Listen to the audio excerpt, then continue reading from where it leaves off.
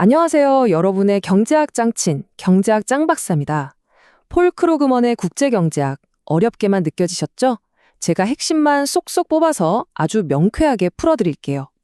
오늘 우리가 함께 파헤쳐볼 주제는 바로 나라에서 돈을 풀면 환율은 단기적으로 어떻게 될까입니다.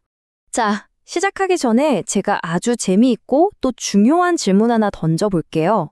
만약에 미국이 막 돈을 찍어내서 시중에 달러가 넘쳐난다고 상상해보세요. 그럼 과연 달러의 가치는 올라갈까요? 아니면 떨어질까요? 오늘 저와 함께 이 질문의 답을 명확하게 찾아가 보자고요. 이 수수께끼를 풀려면요, 우리는 두 개의 무대를 동시에 봐야 합니다. 첫 번째는 바로 한 나라 안의 통화시장이고요. 두 번째는 전 세계적인 외환시장이에요. 이 둘 언뜻 보면 따로 노는 것 같지만 사실은 아주 긴밀하게 연결되어 있답니다. 자, 이 그림이 바로 그 비밀의 연결고리를 보여줍니다. 보세요. 각 나라의 중앙은행이 통화 공급을 조절하잖아요. 그럼 먼저 그 나라의 통화시장에서 이자율이라는 게 결정돼요. 그리고 바로 이 이자율이 외환시장으로 넘어가서 환율에 아주 결정적인 영향을 미치는 거죠. 한마디로 이자율이 두 시장을 잇는 다리 역할을 하는 셈이에요. 그럼 그 이자율은 대체 어떻게 정해지는 걸까요? 바로 이 공식 하나로 설명이 끝납니다. MS는 P분의 LY와 같다. 와, 보자마자 머리 아프시다고요? 하하, 절대 쫄지 마세요. 이건 그냥 돈의 공급량과 사람들이 원하는 돈의 양이 같아지는 지점에서 균형이 잡힌다는 아주 단순한 원리예요. 하나씩 뜯어볼까요? 자, 왼쪽의 MSP는 중앙은행이 공급하는 실질적인 돈의 양이고요. 오른쪽 LRY는 사람들이 생활하고 투자하는 데 필요한 실질적인 돈의 양을 말해요.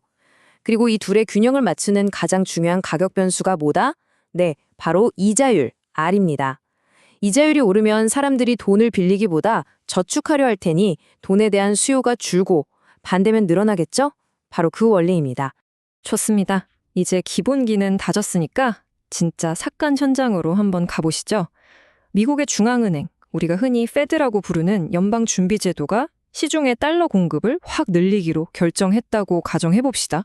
자, 과연 어떤 일들이 순서대로 착착 벌어질까요? 자, 이 그래프 아주 중요합니다. 저랑 같이 한번 따라와 보세요.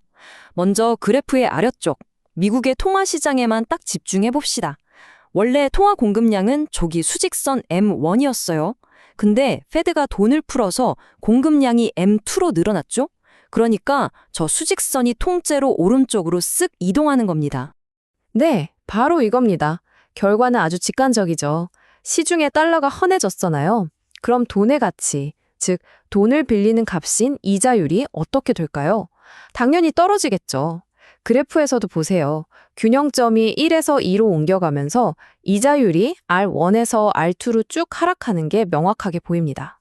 이게 바로 첫 번째로 일어나는 일이에요. 자, 여기까지가 1단계입니다. 미국 안에서 이자율이 떨어졌어요. 그럼 이 파도가 이제 국제무대, 그러니까 외환시장에는 과연 어떤 쓰나미로 몰고 올까요? 다시 이 그래프를 소환해 보겠습니다. 이번엔 시선을 위쪽, 외환시장에 고정해 주세요. 방금 아래쪽 통화시장에서 새로 결정된 이자율 R2 보이시죠? 바로 이 녀석이 통화시장과 외환시장을 연결하는 그 다리 역할을 톡톡히 해내는 겁니다. 자, 여러분이 전 세계를 무대로 투자하는 똑똑한 투자자라고 한번 생각해 보세요.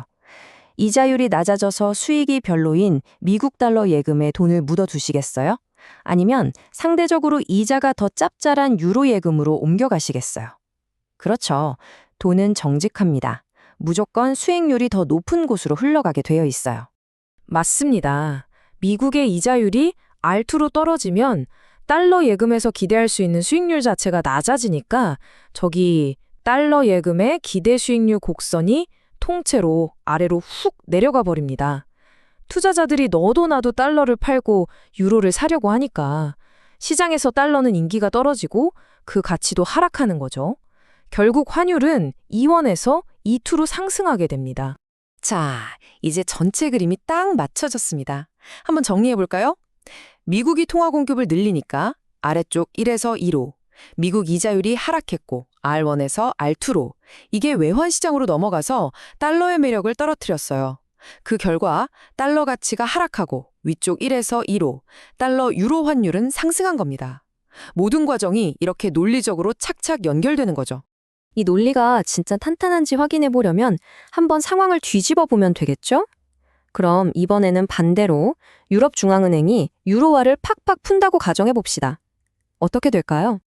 이 그래프가 바로 그 결과입니다. 유럽이 돈을 풀면 당연히 유로존의 이자율이 떨어지겠죠? 그럼 투자자들 눈에는 수익률이 낮아진 유로 예금보다 달러 예금이 훨씬 더 예뻐 보일 거예요. 그 결과 이번엔 유로 예금의 기대 수익률 곡선이 왼쪽으로 이동하면서 유로의 가치는 하락하고 상대적으로 달러의 가치는 올라가는 현상이 나타납니다. 자, 지금까지 좀 복잡한 그래프를 따라오시느라 고생 많으셨습니다. 그래서 핵심이 뭐냐? 오늘 내용의 가장 중요한 알맹이를 딱 3문장으로 정리해 드릴게요. 바로 이 3단계 인과관계입니다. 머릿속에 꼭 저장해 두세요. 단기적으로 한 나라가 돈을 풀면 통화 공급 증가, 그 나라의 이자율은 떨어지고 결국 그 나라 돈의 가치는 하락한다. 즉 절하된다. 이것이 오늘 분석의 최종 결론입니다. 간단하죠? 하지만 여기서 중요한 포인트가 하나 있습니다. 오늘 우리가 살펴본 건 어디까지나 물가나 사람들의 기대 심리가 변하지 않는다는 가정 하에서의 단기적인 효과예요. 그럼 시간이 흘러서 물가도 오르고 사람들의 생각도 바뀌는 장기적으로는 과연 어떤 결과가 나타날까요? 이 질문을 한번 곰곰이 생각해 보시면 좋겠습니다. 그 답은 다음 시간에 또 우리가 함께 파헤쳐 보기로 하죠. 오늘 내용은 여기까지입니다. 감사합니다.